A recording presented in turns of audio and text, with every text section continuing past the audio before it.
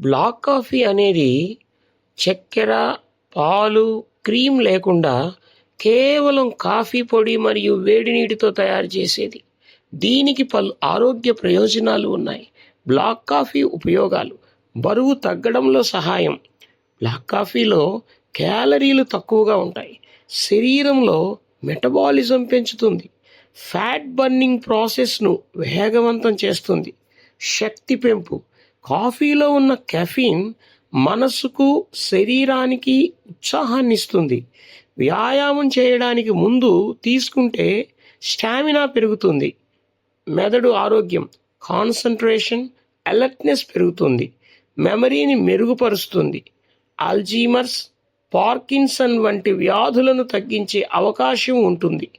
గుండె ఆరోగ్యం: పరిమిత మోతాదులో తీసుకుంటే హృదయానికి రక్షణ కలిగించవచ్చు. రక్త ప్రసరణ మెరుగుపడుతుంది. యాంటీ ఆక్సిడెంట్స్ సమృద్ధిగా శరీరంలో టాక్సిన్స్ తొలగించడంలో సహాయపడుతుంది. ఇమ్యూనిటీని బలపరుస్తుంది. డయాబెటీస్ రిస్క్ తగ్గింపు: ఇన్సులిన్ సెన్సిటివిటీ మెరుగుపరచడంలో కొంత సహాయం చేస్తుంది.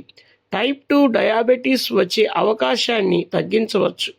లివర్కు మేలు: లివర్ సిరోసిస్, ఫ్యాటీ లివర్ సమస్యలను తగ్గించే గుణం ఉంటుంది. కాలేయాన్ని డిటాక్స్ చేయడంలో సహాయపడుతుంది. బ్లాక్ కాఫీ తాగే సరైన విధానం: ఎప్పుడు తాగాలి?